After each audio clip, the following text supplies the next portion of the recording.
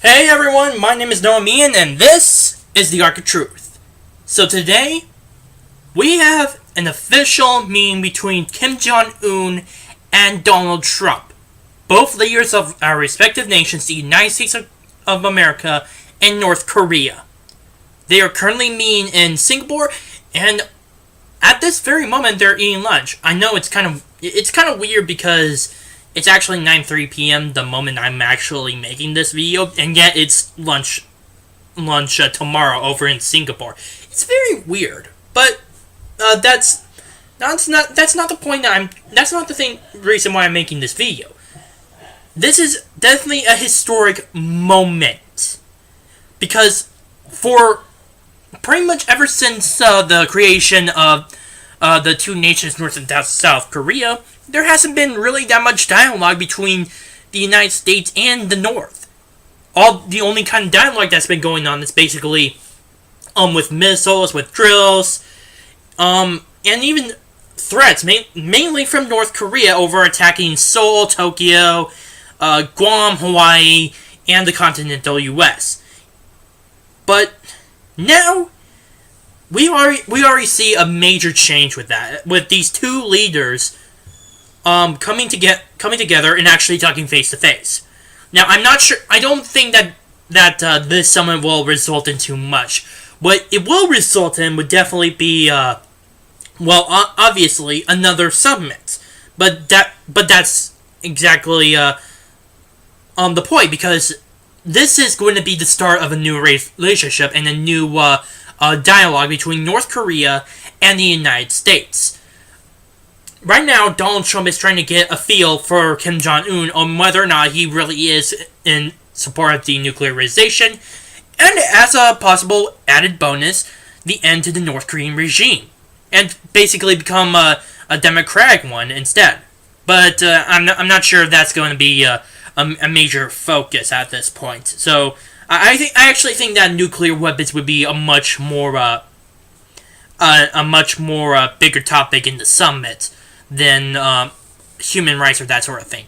So I think that as far as I know, the summit is actually going pretty well. Again, this is at this very moment, both Kim Jong Un and President Trump are having lunch over there.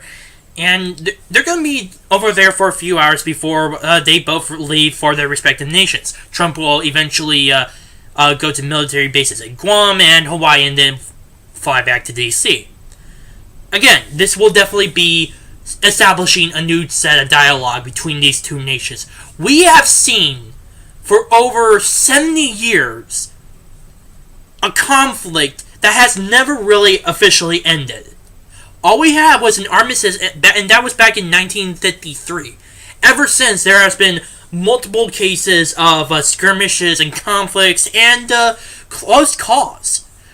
The last close cause would be definitely with during Donald Trump's first year in office, when basically he said the Fire and Fury speech, and the multiple nuclear tests that were going off in North Korea, and especially with the increase of drills, the placement of the at least 3 aircraft carrier groups around the Korean Peninsula, and the testing of our own missiles, just in case North Korea tries to pull a fast one on us.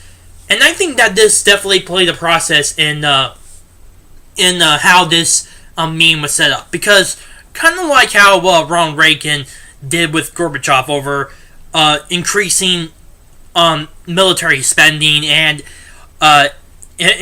further modernizing the U.S. military and cementing the alliances the United States had at the time. This managed to bring the Soviet Union down into the table, of course. At the first summit in Reykjavik, Iceland, it didn't exactly go over well, but it did eventually lead to other summits, and there was definitely a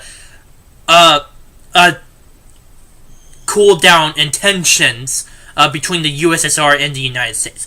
Eventually, we saw the end of the Soviet Union, the end of the Berlin Wall, and the Warsaw Pact, and we have what the world is today. So this is definitely how I think how we led North Korea back into the table, because what Trump did is follow the same exact strategy Ronald Reagan did: peace through strength. He did not.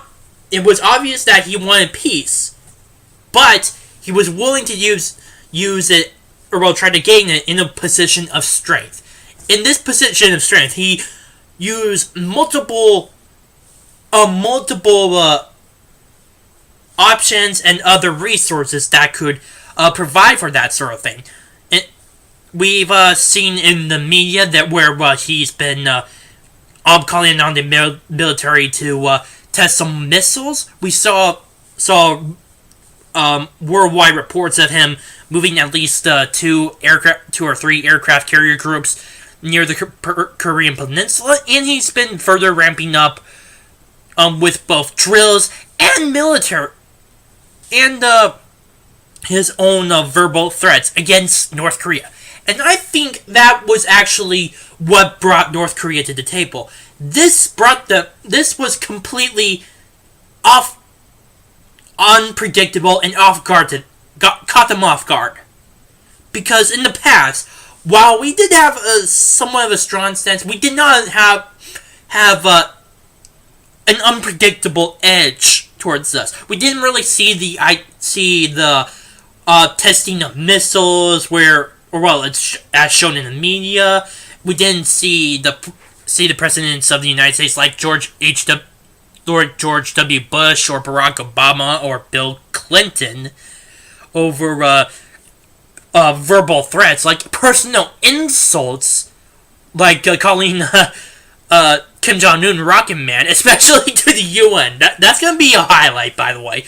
I'm pretty sure that will definitely go down in the history of the entire world, where a leader just completely disses another leader on public television in front of the UN, in front of every representative in the country. I think that's what's going to happen. But again, this all led to the entire strategy of any idea of denuclearization. Trump wanted this to happen. Trump wanted to have everything that he wanted in the position of strength. He wanted to make little or no concessions to North Korea. And in my honest opinion, he did. So far, the only concession that he made was basically halting military drills for this year. But basically, that was a sign of good friendship in saying that, okay, we're willing to talk to you, North Korea, about this. But if it turns out that you're not doing anything that we would love to do, like denuclearization, we're going to walk away from the table, and these military drills will start again. That was definitely the message that he was sending. And, in my honest opinion, all of this worked. We already have the President of the United States being Chairman Kim Jong Un in Singapore, and it's now building a bigger dialogue. I don't think anything much is going to happen as a result of this first meeting, but it will definitely result to another summit, and the third summit, and the fourth summit, and so on. Maybe, just maybe, it could lead to other possibilities, like the reunification of Korea, and also the end to the concentration camps in North Korea itself. But again, that's a long way, and there's still a process that needs to be wholly done. So I think it's best that President Donald Trump continue with the same strategy. Hold an olive branch, but do so at a position of strength. My name is Noah Meehan on the Arc of Truth. Please put your comments down below. I would love to look at them. And like and share this video, and finally, subscribe. See ya.